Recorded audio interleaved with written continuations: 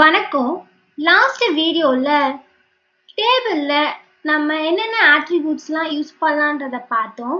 இந்த வீடியோல இன்னும் என்னென்ன ஆட்ரிபியூட்ஸ்லாம் யூஸ் பண்ணலான்றத பார்ப்போம். நான் லாஸ்ட் வீடியோல எந்த இடத்துல இருந்து ஸ்டாப் பண்ணனோ அதே இடத்துல இருந்து இந்த வீடியோவை கண்டினியூ பண்றேன். முதல்ல சேவ் பண்ண இந்த HTML ஃபைலை நான் டெஸ்க்டாப்ல சேவ் பண்ணியிருக்கேன். ஸோ டெஸ்க்டாப்ல table.htmlனு இருக்கு. இதை நம்ம ஓபன் பண்ணிக்கலாம். ஸோ லாஸ்ட் வீடியோ வரைக்கும் நம்ம ஒரு டேபிள் கிரியேட் பண்ணி அதில் ஸ்டைல்ஸ்லாம் எப்படி அப்ளை பண்ணலாம், என்னென்ன டேக்ஸ்லாம் இந்த டேபிளில் யூஸ் பண்ணலான்றதெல்லாம் பார்த்தோம். இப்போ இந்த டேபிளில் இன்னும் என்னென்ன ஆட்ரிபியூட்ஸ்லாம் யூஸ் பண்ணி இந்த டேபிளை இன்னும் பெட்டராக டெவலப் பண்ணலாம். ஸோ முதல்ல பார்டர்ன்ற ஆட்ரிபியூட் பார்ப்போம்.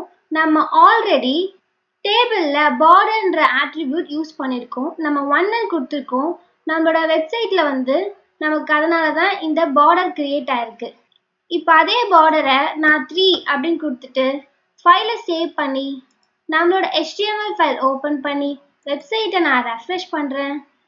ஸோ எனக்கு அது நான் 3 கொடுத்ததுனால அந்த பார்டர் திக் எனக்கு இன்க்ரீஸ் ஆகி ஒரு ஆஷ் கலர்ல டிஸ்பிளே ஆகுது. ஸோ நம்ம பார்டர்ன்ற ஆட்ரிபியூட் கொடுத்தா நம்ம டேபிளோட அவுட்டர் பார்டர் மட்டும் நமக்கு டிஃப்ரெண்ட்டாக சேஞ்ச் ஆகுது. ஸோ நம்ம எவ்வளோ வேல்யூ கொடுக்குறோமோ பார்டரில் அதை பொறுத்து பார்டரோட திக்னஸ் நமக்கு சேஞ்ச் ஆகும். ஸோ இந்த மாதிரி நம்ம கொடுக்கும்போது நம்ம டேபிள் பார்க்க ஒரு லுக் அண்ட் ஃபீலில் நமக்கு டிஸ்பிளே ஆகும். ஸோ அதுக்காக இந்த மாதிரி பார்டரில் நம்ம வேல்யூஸ் கொடுத்துக்கலாம். இப்போ அடுத்து பார்டர் ஸ்பேசிங்ன்ற ஆட்ரிபியூட் பற்றி பார்ப்போம். இந்த ஆட்ரிபியூட் நம்ம எதுக்காக யூஸ் பண்ணுவோம்னா, இப்போ இது ஒரு செல், இது ஒரு செல், இந்த 2 செல்லுக்கும் நடுவில் சில கேப் இருக்குல்ல, இந்த கேப்பை நம்ம இன்க்ரீஸ் பண்ணிக்கலாம் இல்லை டிக்ரீஸ் பண்ணிக்கலாம். அதுக்காக இந்த பார்டர் ஸ்பேஸ்ன்ற ஆட்ரிபியூட் யூஸ் பண்ணலாம். ஸோ இப்போ அது எப்படி யூஸ் பண்ணலான்றத நம்ம பார்ப்போம். நான் டேபிளுக்கு கொடுக்கக்கூடிய ஸ்டைல்ஸ் எல்லாம் ஏதாச்சும் ஒரு நேம் ஐடென்டிஃபை பண்ணி அதில் ஸ்டைல்ஸ் அப்ளை பண்ண போகிறேன். ஸோ அதனால் கிளாஸ்ன்ற ஆட்ரிபியூட் யூஸ் பண்ணிக்கிறேன். இந்த கிளாஸ்ன்ற ஆட்ரிபியூட் யூஸ் பண்ணி நம்ம நேம் கொடுத்துக்கலாம். நான் டேபிள்னே கொடுக்குறேன். கொடுத்துட்டு இப்போ நான் கொடுத்த இந்த டேபிள்ன்ற நேமை யூஸ் பண்ணி இந்த டேபிளுக்கு நம்மளால ஸ்டைல் அப்ளை பண்ண முடியும். ஆனால் நம்ம எங்கே ஸ்டைல் அப்ளை பண்ணோம்னா இந்த ஹெட் ஓப்பனிங் அண்ட் க்ளோசிங் டேக்குள்ள இது உள்ள போய் நான் style opening and closing tag கொடுத்துக்கலாம். நான் கிளாஸ்ன்ற ஆட்ரிபியூட் யூஸ் பண்ணதுனால ஃபர்ஸ்ட் டாட்ன்ற சிம்பிள் கொடுத்து நான் டேபிள்னு டைப் பண்ணிக்கிறேன். பிராக்கெட் ஓப்பன் பண்ணுறேன். இதுக்குள்ள தான் நம்ம ஸ்டைல்ஸ் அப்ளை பண்ண போகிறோம். ஸோ பார்டர் ஸ்பேசிங்ன்ற ஆட்ரிபியூட் நான் யூஸ் பண்ணுறேன். 5 பிக்சல் கொடுக்குறேன். கொடுத்துட்டு ஃபைலை சேவ் பண்ணி நம்மளோட HTML ஃபைல் ஓப்பன் பண்ணி வெப்சைட்டை நான் ரெஃப்ரெஷ் பண்ணுறேன். ஸோ நமக்கு பார்த்தா தெரியும், இப்போ ஒரு செல்லுக்கும் நடுவில் நமக்கு ஸ்பேஸ் முன்னை விட அதிகமாக இப்போ கிரியேட் ஆயிருக்கு. கார்னர்ஸ்லையும் நமக்கு ஸ்பேஸ் கிரியேட் ஆயிருக்கு. ஏன்னா இந்த செல் ஸ்டார்ட் ஆகுது. ஸோ இந்த பார்டருக்கும் இந்த செல்லுக்கும் நடுவுலையும் நமக்கு ஸ்பேஸ் கிரியேட் ஆகுது. ஸோ இப்போ நான் அதை சேஞ்ச் பண்ணி பார்க்கலாம். நான் 10 கொடுக்குறேன். கொடுத்துட்டு ஃபைலை சேவ் பண்ணி நம்மளோட HTML ஃபைல் ஓப்பன் பண்ணி வெப்சைட்டை நான் ரெஃப்ரெஷ் பண்ணுறேன். ஸோ இன்னும் நமக்கு இன்க்ரீஸ் ஆகிட்டே இருக்கு. ஸோ இந்த பார்டர் ஸ்பேஸ் என்ற ஆட்ரிபியூட் யூஸ் பண்ணி நம்மளோட டேபிளில் இருக்கக்கூடிய செல்லுக்கும் இன்னொரு செல்லுக்கும் உள்ள ஸ்பேஸிங்கை நம்மளால இன்க்ரீஸ் பண்ண முடியும். ஸோ இந்த ஆட்ரிபியூட்டை நம்ம யூஸ் பண்ணும்போது நம்ம டேபிள் இன்னும் பார்க்க ரொம்ப லுக்காக கிரியேட் ஆகும். அடுத்து செல் பேடிங்ன்ற ஆட்ரிபியூட் இருக்கு.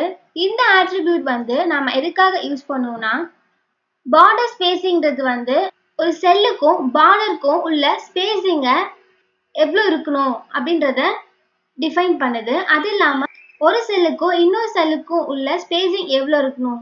ஸோ இது ரெண்டுத்தையுமே பார்டர் ஸ்பேசிங்கில் நம்ம கொடுத்துக்கலாம். ஆனால் செல்லுக்குள்ள நம்ம கொடுக்கக்கூடிய டேட்டாக்கும் அந்த செல்லுக்கும் உள்ள ஸ்பேசிங்கை நமக்கு எவ்வளோ வேணும் அப்படின்றத செல் பேடிங்ன்ற ஆட்ரிபியூட் யூஸ் பண்ணி நம்ம கொடுத்துக்கலாம். ஸோ இப்போ அதை எப்படி யூஸ் பண்ணலான்றத பார்ப்போம். இந்த செல் பேடிங்கை நம்ம டேபிளோட ஓப்பனிங் டேக்ல தான் டைப் பண்ணணும். நான் செல் பேடிங் டைப் பண்ணுறேன். 6 பிக்சல் கொடுத்துக்கிறேன். கொடுத்துட்டு ஃபைலை சேவ் பண்ணி நம்மளோட HTML ஃபைல் ஓப்பன் பண்ணி வெப்சைட்டை நான் ரெஃப்ரெஷ் பண்ணுறேன். இந்த டேஸ்ன்ற செல் பார்த்தா நமக்கு தெரியும் இதுக்கு முன்னாடி இருந்த ஸ்பேசிங்கை விட இப்போ இன்க்ரீஸ் ஆயிருக்கு. ஸோ மற்ற எல்லாத்தையும் வந்து நம்மளால ஐடென்டிஃபை பண்ண முடியல, ஏன்னா நம்ம டெக்ஸ்ட் அலைன் வந்து லெஃப்ட்ல கொடுத்துருக்கோம். ஸோ டெக்ஸ்ட் அலைன் சென்டர்னு கொடுத்துலாம். ஃபைலை சேவ் பண்ணிட்டு நம்மளோட HTML ஃபைல் ஓப்பன் பண்ணி வெப்சைட்டை நான் ரெஃப்ரெஷ் பண்ணுறேன். ஸோ இப்போ எனக்கு எல்லாமே வந்து சென்டரில் டிஸ்பிளே ஆயிருக்கு.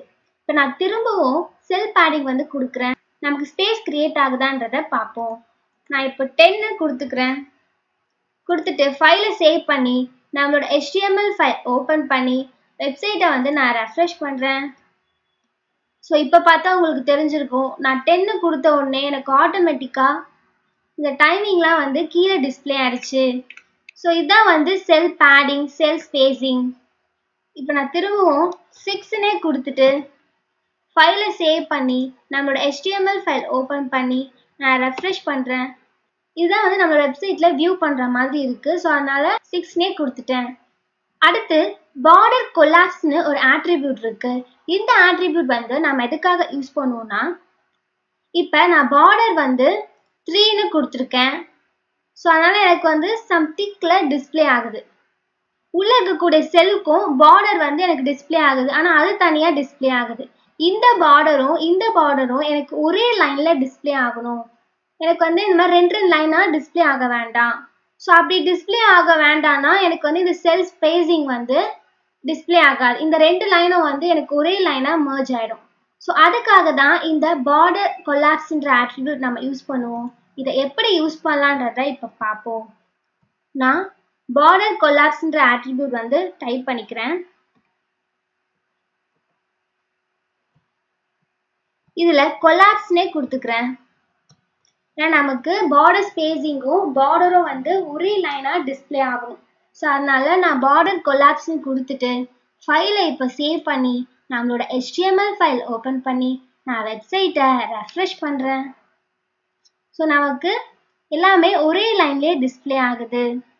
நம்ம பார்டர் வந்து 3ன்னு கொடுத்ததுனால நமக்கு திக்காக டிஸ்பிளே ஆகுது. நம்ம 0ன்னு கொடுத்தா நமக்கு பார்டரே டிஸ்பிளே ஆகாது. ஸோ அதனால 1ன்னு கொடுத்துட்டு ஃபைலை சேவ் பண்ணி நம்மளோட HTML ஃபைல் ஓப்பன் பண்ணி வெப்சைட்டை நம்ம ரெஃப்ரெஷ் பண்ணிக்கலாம். ஸோ இப்போ நமக்கு ஒரு லைனாக டிஸ்பிளே ஆகுது.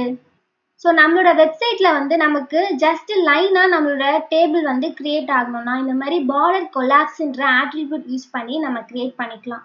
இல்லை எனக்கு முன்ன மாதிரி ஓகே அப்படின்னா நம்ம இந்த பார்டர் கொலாப்ஸே யூஸ் பண்ணிக்கலாம். நமக்கு எப்போ தேவையோ அப்போ இந்த மாதிரி கிரியேட் பண்ணிக்கலாம். இல்லை எனக்கு ஸ்பேஸ்லாம் வேணும் அப்படின்னா நான் இந்த கொலாப்ஸ் எடுத்துட்டு செப்பரேட் டைப் பண்ணி ஃபைலை சேவ் பண்ணி நம்மளோட HTML ஃபைல் ஓப்பன் பண்ணி நான் ரெஃப்ரெஷ் பண்ணுறேன். ஸோ எனக்கு ஃபஸ்ட்டு வந்து நான் என்ன ஸ்பேசிங்கில் எப்படி வந்து க்ரியேட் பண்ணணும் அதே மாதிரி டிஸ்பிளே ஆகிடும். ஸோ நமக்கு எப்படி தேவையோ நம்ம அந்த மாதிரி டிஸ்பிளே பண்ணிக்கலாம். அதுக்காக தான் இந்த பார்டர் கொலாப்ஸ்ன்ற ஆட்ரிபியூட் வந்து யூஸ் பண்ணுறோம். இது இல்லாமல் இப்போ நம்ம கொடுக்கக்கூடிய பார்டரோட கலர் வந்து நம்ம சேஞ்ச் பண்ணலாம். ஸோ நான் பார்டர் 1 கொடுத்ததுனால நம்ம கலர் வந்து சேஞ்ச் பண்ணும்போது நம்ம வெப்சைட்டில் நமக்கு டிஸ்பிளே ஆகணும். ஸோ அதனால் நான் 3னே கொடுத்துக்கிறேன். ஃபைலை சேவ் பண்ணி நம்மளோட HTML ஃபைல் ஓப்பன் பண்ணி நம்ம ரெஃப்ரெஷ் பண்ணால் நமக்கு பார்டரோட திக் வந்து டிஸ்பிளே ஆகும். இப்போ நான் இதுக்கு கலரிங் அப்ளை பண்ணுறேன். பார்டர் கலர்னு கொடுத்துக்கலாம். எனக்கு பிங்க் கலரில் டிஸ்பிளே ஆகணும். ஸோ நான் பிங்க்குன்னு கொடுத்துக்கிறேன். பார்டரோட ஸ்டைல் வந்து எனக்கு சாலிடில் வேணும். ஸோ நான் அதையும் டைப் பண்ணிக்கிறேன்.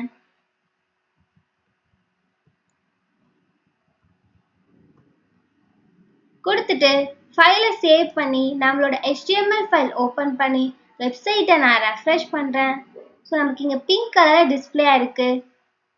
நம்ம வேறு கலர் கொடுக்கலாம். நான் ப்ரௌன்னு கொடுக்குறேன்.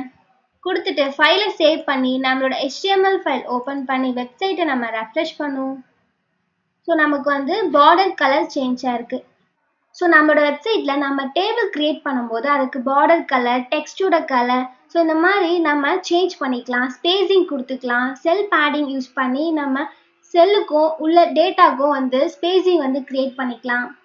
ஸோ இந்த மாதிரிலாம் நம்ம கிரியேட் பண்ணும்போது நம்மளோட வெப்சைட் வந்து பார்க்க இன்னும் லுக்காக வந்து நமக்கு டிஸ்பிளே ஆகும். இப்போ நான் பார்டர் ஸ்டைலு பார்டர் கலர்லாம் வந்து அப்ளை பண்ணிட்டேன். இப்போ பார்டர் கொலாப்ஸில் நான் செப்பரேட் கொடுத்துருந்தேன்ல, இதை நான் திரும்பவும் கொலாப்ஸ்னு கொடுக்குறேன். கொடுத்துட்டு ஃபைலை சேவ் பண்ணி நம்மளோட HTML ஃபைல் ஓப்பன் பண்ணி நான் வெப்சைட்டை ரெஃப்ரெஷ் பண்ணுறேன். ஸோ நம்ம கொடுத்துருக்கக்கூடிய பார்டர் வந்து நமக்கு ஒரே லைனில் டிஸ்பிளே ஆகுது. பட் அவுட்டர் பார்டர் மட்டும் நான் பார்டரில் 3ன்னு கொடுத்ததுனால எனக்கு திக்காக எனக்கு டிஸ்பிளே ஆயிருக்கு. ஸோ நம்ம வெப்சைட்டில் நம்ம இப்படி ஒரு டேபிள் வந்து கிரியேட் பண்ணும்போது நம்ம கிரியேட் பண்ணக்கூடிய டேபிள் வந்து பார்க்க ரொம்ப லுக்காக இருக்கும். இது இல்லாமல் நம்ம கிரியேட் பண்ணக்கூடிய டேபிளை ஸோ நம்ம வெப்சைட்டோட வித்து வந்து 100% இருக்குன்னா அதில் எனக்கு 30% மட்டும் வந்து டேபிள் கிரியேட் ஆனால் போதும். இன்னொரு பக்கம் வந்து நான் ஏதாச்சும் கண்டென்ட்ஸ், இமேஜஸ் ஸோ இந்த மாதிரி நம்ம கொடுத்துக்கலாம். இதுக்கு வித்துன்ற ஆட்ரிபியூட் நம்ம யூஸ் பண்ணணும். ஸோ நான் டேபிளை தான் வெப்சைட்டோட வித்துலேருந்து எவ்வளோ வித்துக்கு என்னோட டேபிள் டிஸ்பிளே ஆகணும்னு நான் சேஞ்ச் பண்ண போகிறேன். ஸோ நான் டேபிள்ன்ற ஓப்பனிங் டேக்கில் போய் வித்துன்ற ஆட்ரிபியூட் கொடுத்துக்கிறேன். இதில் 40% கொடுத்துக்கலாம்.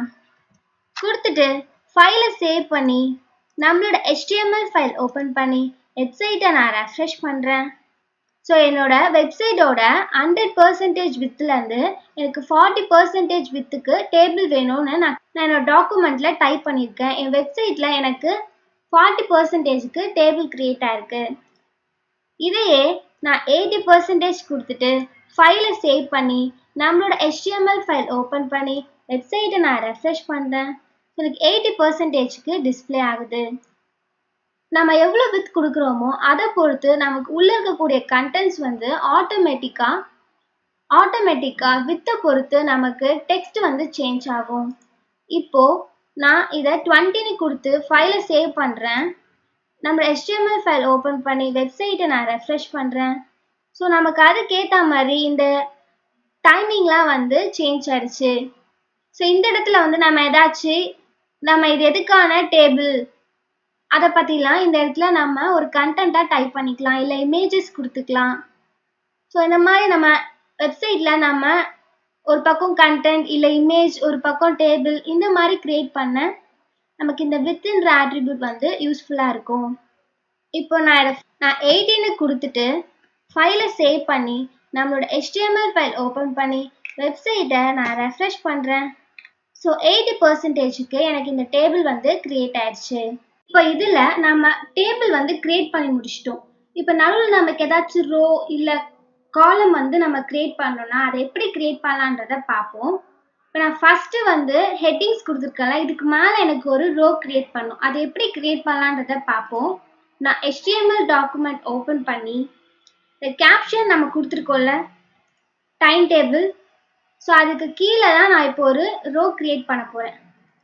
So row opening tag, row closing tag கொடுத்துக்கலாம். 4 காலம்ஸ் வந்து கிரியேட் பண்ணியிருக்கோம். ஸோ 4 டேட்டா வந்து நம்ம கொடுக்கணும். நம்ம எவ்வளோ டேட்டாஸ் கொடுக்குறோமோ அதை பொறுத்து தான் நமக்கு காலம் வந்து கிரியேட் ஆகும். ஸோ ஒரு ரோவில் நான் 4 டேட்டா கொடுக்குறேன், எனக்கு 4 காலம் வந்து கிரியேட் ஆகும். ஃபஸ்ட்டு டேட்டா வந்து எனக்கு பிளாங்காகவே இருக்கட்டும். அடுத்து இருக்கக்கூடிய டேட்டாவில் வந்து நான் டைமிங் கொடுக்குறேன். கொடுத்துட்டு ஃபைலை சேவ் பண்ணி நம்மளோட HTML ஃபைல் ஓப்பன் பண்ணி வெப்சைட்டை நான் ரெஃப்ரெஷ் பண்ணுறேன். ஸோ நான் 4 டேட்டா கிரியேட் பண்ணேன், அதனால எனக்கு 4 காலம் வந்து கிரியேட் ஆயிருக்கு. ஃபஸ்ட்டு டேட்டாவில் நான் எதுவுமே டைப் பண்ணல, அடுத்து இருக்கக்கூடிய டேட்டாவில் நான் டைமிங்னு கொடுத்துருக்கேன். அடுத்த 2 டேட்டாவையும் நான் பிளாங்காக விட்டுருக்கேன். அதனால் எனக்கு இந்த 2 காலமும் வந்து பிளாங்க் ஸ்பேஸில் டிஸ்பிளே ஆகுது. ஸோ நம்மளோட வெப்சைட்டில் நமக்கு ஏதாச்சும் ரோஸ் அண்ட் காலம்ஸ் வந்து கிரியேட் பண்ணோம்னா நம்ம இந்த மாதிரி கிரியேட் பண்ணிக்கலாம். இன்னைக்கு நம்ம கிரியேட் பண்ண டேபிள் டேக்ல பார்டர் டேக் வந்து நம்ம எப்படி யூஸ் பண்ணலாம், செல் ஸ்பேசிங், செல் பேடிங்ன்ற ஆட்ரிபியூட்லாம் நம்ம எப்படி யூஸ் பண்ணலாம். ஸோ இந்த செல் ஸ்பேசிங்க்கும் பார்டரையும் ஆட்ரிபியூட் யூஸ் பண்ணுறதுனால நமக்கு நம்மளோட செல்லாம் வந்து ஸ்பேசிங் ரொம்ப அதிகமாக கிரியேட்டாக இருக்கும். ஸோ இதை ஒரே லைனாக நம்ம சேஞ்ச் பண்ண பார்டர் கொலாப்ஸ்ன்ற ஆட்ரிபியூட் வந்து நம்ம யூஸ் பண்ணோம். பார்டர் கலர் வந்து நம்ம எப்படி அப்ளை பண்ணலான்றதையும் பார்த்தோம். இது உங்களுக்கு புரிஞ்சிருக்கும்னு நினைக்கிறேன். அடுத்த வீடியோல இன்னும் டேபிள் டேக்ல என்னென்ன attributesலாம் இருக்குன்றத பார்ப்போம். Thank you.